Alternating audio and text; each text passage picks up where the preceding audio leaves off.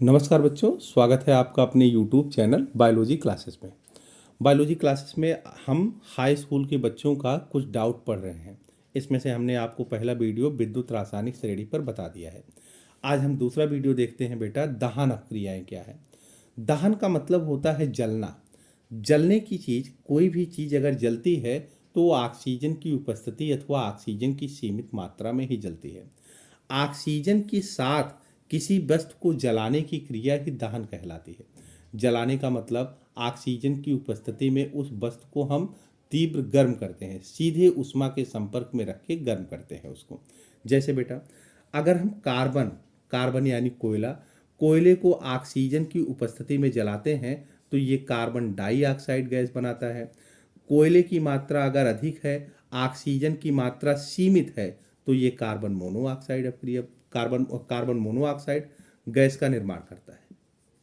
इस प्रकार वायु की सीमित मात्रा, वायु यानी ऑक्सीजन, वायु की सीमित मात्रा अथवा वायु की उपस्थिति में हम जब किसी भी ईंधन को गर्म करते हैं, ईंधन को सीधे उष्मा के संपर्क में रख के गर्म करते हैं, तो यही अपक्रिया बेटा दहन अपक्रिया कहलाती है। दहन अपक्रिया में अगर कार्बन को जलाते हैं तो कार्बन डाइऑक्साइड प्राप्त होता है या कार्बन मोनोऑक्साइड प्राप्त होता है। इसी तरह अगर हम सल्फर को वायु की उपस्थिति में जलाते हैं तो हमको सल्फर डाइऑक्साइड प्राप्त होता है। यही दहन अपक्रिया है।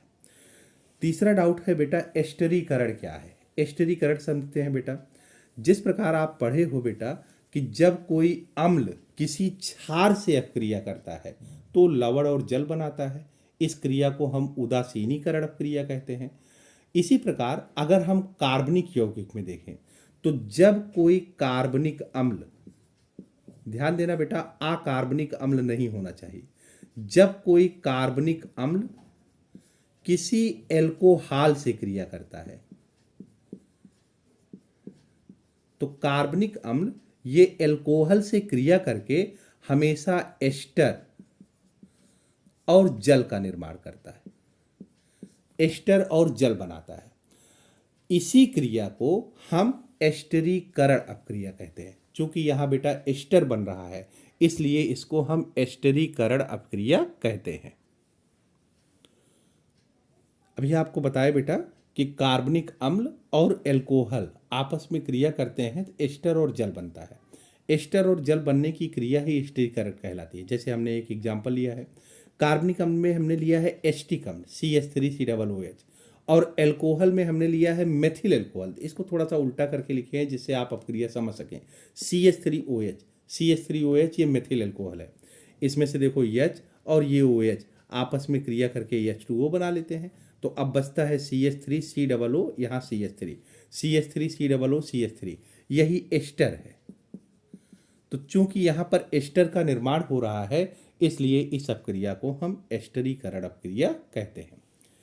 चौथा टॉपिक हमारा है बेटा, जीवाश्म क्या है, ये कैसे बनते हैं।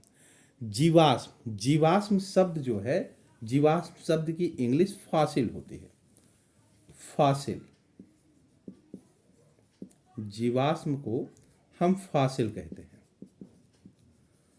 जो फॉसिल शब्द है ये बना है फॉसिलम से। फॉसिलम का मतलब होता है समथिंग डग अप। समथिंग डग अप का मतलब कुछ ऐसी वस्तु जिसे खुदाई करके बाहर निकाला गया हो, जो पृथ्वी की सतह से खुदाई करके जिसे बाहर निकाला जाता है।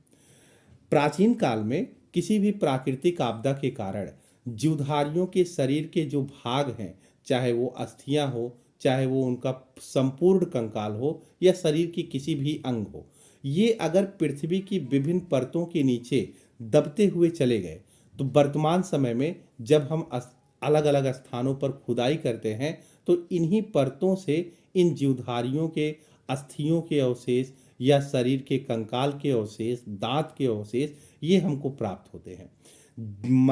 प्राचीन काल के जीवधारियों के यही अवशेष जिसे खुदाई करके प्राप्त किया जाता है, उसी अवशेष को हम जीवाश्म कहते हैं। जीवाश्म कैसे बनते हैं तो इसके लिए भी आपको बताएं कि प्राचीन काल में पृथ्वी पर कोई प्राकृतिक आपदा आई होगी। उस प्राकृतिक आपदा में कई सारे जीव जातियाँ, चाहे वो पौधे हो चाहे वो जंतु हो, उनका विनाश हुआ होगा। तो ये पौधे और जंतु पृथ्वी की विभिन्न परतों के नीचे, मृदा के नीचे ये दबते हुए चले गए और वर्तमान समय में उन्हीं को खुदाई करके बाहर निकाल लिया जाता है और वही जीवाश्म है। जीवाश्म के अध्ययन की शाखा को हम जीवाश्म विज्ञान कहते हैं। जीव विज्ञान की वह शाखा जिसके अंतर्गत हम जीवाश्मों का अध्ययन करते हैं, उस शाखा को हम जीवाश्म विज्ञान कहते हैं। जीवाश्म विज्ञान से जीवाश्मों का अध्ययन करके हम आसानी से ये पता कर सकते हैं कि प्राचीन काल में किस प्रकार के जीवधारी थे। जीवाश्मों का अध्ययन करके हम उनके लक्षणों की जानकारी प्राप्त कर सकते हैं और उन्हीं लक्षणों के द्वारा हम विभिन्न प्रकार के जीवधारियों के पूर्वजों का अध्ययन करते हैं। नेक्स्ट टॉपिक है नेफ्रॉन। नेफ्रॉन की स्ट्रक्चर और इसके बारे में हम नेक्स्ट वीडियो में आपको बताते हैं। धन्यवाद।